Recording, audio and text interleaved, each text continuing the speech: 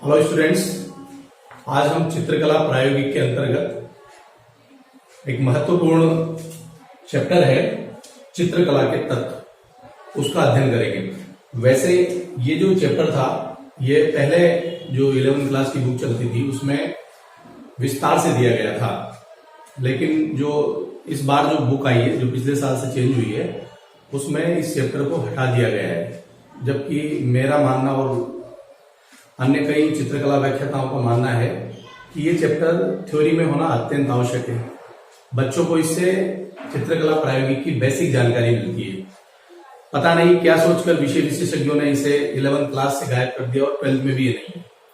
तो वर्तमान में जो हम चित्रकला की थ्योरी पढ़ते हैं वो तो चित्रकला का एक इतिहास पढ़ते हैं, उसमें प्रायोगिक जानकारी हमें कहीं भी उपलब्ध नहीं हो पाती। बच्चे जो चित्र बनाना सीख रहे हैं उनके लिए ये आधारभूत जानकारी होना अत्यंत आवश्यक है। आप लोग जब प्रायोगिक चित्रकला के अंतर्गत चित्र बनाएंगे तो आपको ये बेसिक जानकारी होना स्वाभाविक रूप से आना चाहिए, आपको ये जानकारी होना चाहिए। तो इसलिए मैंने इसको थ्योरी में नहीं है, इससे संबंधित आपके प्रश्न शायद प्रश्न पत्र में नहीं पूछे जाएंगे, लेकिन ये जानकारी आप अपने प्रायोगिक ज्ञान को बढ़ाने के लिए, प्रायोगिक चित्रकला में अपनी डेप्थ को बढ़ाने के लिए ये चीजें आप समझें। इसलिए मैं इस चैप्टर को आपको प्रायोगिक के अंतर्गत पढ़ा रहा हूं। अगर ये मेरा वीडियो उन विषय विशेषज्ञों तक पहुंच रहा है जिन्होंने ये पाठ्य पुस्तकें लिखी 11th और 12th की, तो मेरा उनसे निवेदन है कि ये चैप्टर अगर हो सके भविष्य में तो इन्हें वापस से सिलेबस में डाला जाए। थ्योरी के साथ साथ बच्चे प्रायोगिक नॉलेज भी गेन करेंगे और वो तभी पढ़ते हैं इन चीजों को जब वो थ्योरी में होती है, उससे संबंधित प्रश्न उत्तर आते हैं। प्रायोगिक जानकारी के लिए मैं ये आपको ये चैप्टर पढ़ा रहा हूं। चित्रकला के तत्व। चित्रकला के तत्व मुख्य रूप से 6 होते हैं। आपको थोड़ा बहुत अनुभव है, एक सैद्धांतिक रूप से हम उसको समझ लेते हैं।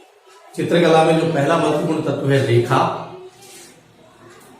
दूसरा है रूप यानी कि आकृति, तीसरा है वर्ण यानी कि रंग, चौथा है तान यानी कि टोन, पांचवा है पोत और छठा है अंतराल। रेखाखंड आपने गणित में शब्द सुना होगा। रेखा जो शब्द है वो अनंत है, उसका न प्रारंभ है न अंत है। रेखा जहां शब्द का हमने प्रयोग किया, गतिशील बिंदुओं का अनवरत क्रम रेखा का। रेखाखंड क्या होता है? 2 बिंदुओं के बीच का। तो रेखा शब्द की परिभाषा क्या रहेगी? बिंदु का अनवरत क्रम, बिंदुओं का एक अनवरत क्रम रेखा कहलाती है। अब रेखाएं कई प्रकार की होती है, आपने देखी भी है। रेखाएं हम 2 प्रकार से बना सकते हैं, यंत्रों की मदद से, स्केल की मदद से भी आपने रेखाएं खींची और सीधा हाथ की से भी हम आपने रेखाएं खींची। रेखाएं हम हाथ से किसी भी प्रकार की बना सकते हैं, यंत्र से हम एक व्यवस्थित प्रकार की रेखाएं बनाते हैं। तो जब हम रेखाओं को यंत्र के माध्यम से बनाते हैं तो वो रेखाएं कहलाती है औपचारिक रेखाएं या फॉर्मल रेखाएं। ठीक है, फॉर्मल यानी कि औपचारिक। दूसरा प्रकार होता है हम रेखा को किसी भी प्रकार से बनाते हाथ से, कैसी भी रेखा बनाते हैं, ये बना दी, ये बना दी, ये बना दी, तो ये क्या कहलाएगी? अनौपचारिक रेखा है। ये मैंने हाथ से बनाई, इसके लिए किसी यंत्र का प्रयोग नहीं किया, इसलिए यह है अनौपचारिक रेखा। तो रेखाएं 2 प्रकार से खींची जा सकती है, एक औपचारिक रेखाएं और दूसरी अनौपचारिक रेखाएं, एक फॉर्मल रेखाएं और एक इनफॉर्मल रेखाएं। ये खींचने के आधार पर रेखाओं के प्रकार। अब रेखाएं बनावट में कितने प्रकार की होती है? रेखाएं बनावट में कितने प्रकार की होती है? रेखाओं को हम मुख्य रूप से 3 भागों में बांटते हैं। क्षैतिज रेखा जो धरातल की तरह होती है, हमारे धरातल के समानांतर होती है क्षैतिज रेखा। धरातल से उठी हुई सीधी खड़ी रेखा उसको बोलते हैं ऊर्ध्वाधर रेखा। और जो तिरछी रेखा होती है, मान लीजिए आपका, हम यहां पर आपके ड्राइंग के पेज को आधार मानकर चलते हैं, इस ड्राइंग पेज को हम माने तो इस ड्राइंग पेज का जो निचला क्षैतिज धरातल है इसके समानांतर खींची हुई रेखा क्या कहलाएगी? क्षैतिज रेखा, हॉरिजॉन्टल रेखा।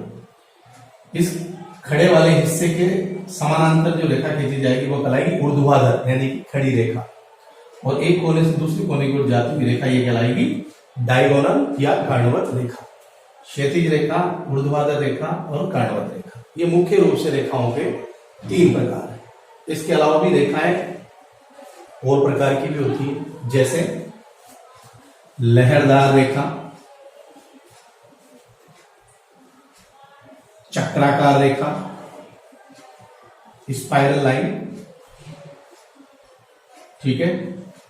एक होती है एक पुंजीय रेखा, एक बिंदु से निकलने वाली एक पुंजीय रेखा, कोणीय रेखा जो किसी कोण से मुड़ जाती है, तो स्पाइरल, लहरदार, कोणीय, एक पुंजीय, ये रेखाओं के और भी कई प्रकार हैं।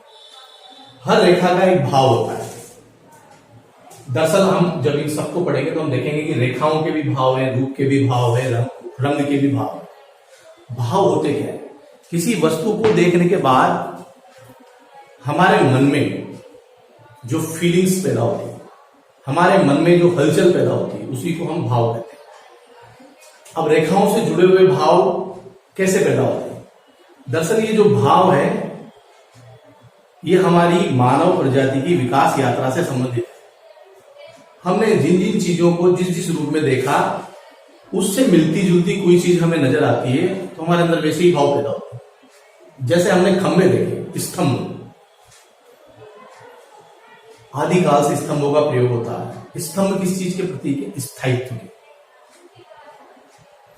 मजबूती के, दृढ़ता के। तो ये जो ऊर्ध्वाधर रेखा है हमें दृढ़ता का आभास करता है क्योंकि स्तंभ के जैसी इसकी बनावट है। जो क्षैतिज रेखा है ये धरातल से चिपटी हुई किसी चीज का आभास हमें कराती है। एक खड़ी रेखा अस्थायी है, स्थिर तो है लेकिन उतनी स्थायी नहीं है जितनी कि एक क्षैतिज रेखा, क्योंकि स्तंभ खड़ा है तो उसे मजबूती के साथ खड़ा रखना पड़ेगा। जब उसे हम ढीला छोड़ देंगे तो नीचे गिर जाएगा। तो गिरा हुआ स्तंभ हमें स्थायित्व का बोध कराता है, खड़ा हुआ स्तंभ दृढ़ता का बोध कराता है, मजबूती का बोध कराता है। लेकिन आड़ा गिरा हुआ स्तंभ हमें स्थायित्व का बोध कराता है, कहीं नहीं जाएगा, एक बार गिर गया अभी यहीं पड़ा रहेगा। तो स्थायित्व, शिथिलता, इन चीजों का बोध हमें क्षैतिज रेखा से होता है। ये सबसे ज्यादा स्थायित्व का बोध कराती है। कर्णवत रेखा, कर्णवत रेखा हमें प्रसार का बोध कराती है। कर्णवत रेखा हमें बेचैनी का बोध कराती है। ये न खड़ी है न आड़ी, बीच में लटकी हुई, तो बेचैनी वाली स्थिति है। एक गिरता हुआ स्तंभ हमें बेचैन करता है कि वो अब गिरेगा, तो उसी स्थिति में है। तो ऐसी चीजें हमने देखी प्रकृति में जो तिरछी होती है वो बेचैन करती है। तो जो कर्णवत रेखा होती है वो बेचैनी का भाव, व्याकुलता का भाव पैदा करती है। ये दृढ़ता का, ये स्थायित्व का और ये व्याकुलता का भाव पैदा। तो रेखाओं के जो भाव है वो दरअसल हमने प्रकृति में उससे जुड़ी हुई चीजों को देखा है, उनसे जुड़े हुए भाव है।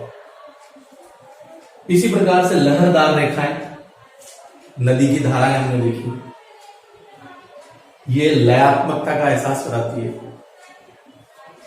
चक्रीय रेखाएं भ्रम का एहसास कराती है। एक पुंजीय रेखाएं, एक बिंदु से सूर्य की किरणों की भांति रेखाएं प्रसारित हो रही है, तो ये प्रसार का भाव पैदा कराती है। कोणीय रेखाएं, कोण वाली चीजें हमने देखी, नुकीली चीजें हमने देखी, चाकू की नोक देखी, ऐसी होती है, तो ये भी व्याकुलता पैदा करती है, बेचैनी पैदा करती है, डर पैदा करती है कोणीय रेखा। तो रेखाओं से जुड़े हुए भाव होते हैं। रेखाओं के प्रकार हमने समझ लिए, क्षैतिज रेखाएं, ऊर्ध्वाधर रेखाएं, कर्णवत रेखाएं, लहरदार रेखाएं, सर्पिल रेखाएं, एक पुंजीय रेखाएं, कोणीय रेखाएं, ये कई प्रकार की रेखाएं होती है और इससे जुड़े हुए भाव भी अलग अलग होते हैं। रेखाओं से ही हम आकृति का निर्माण करते हैं, रूप या फॉर्म जिसे करते हैं वो रेखाओं से ही बनते हैं। तो आज के लिए हमने रेखा को समझा है, और आज अगर हम सारे चित्रकला के तत्वों को एक ही दिन में पूरा करेंगे तो ये वीडियो काफी लंबा हो जाएगा। आज के लिए रेखा ही पर्याप्त है। आप इस वीडियो को देखें और समझने का प्रयास करें।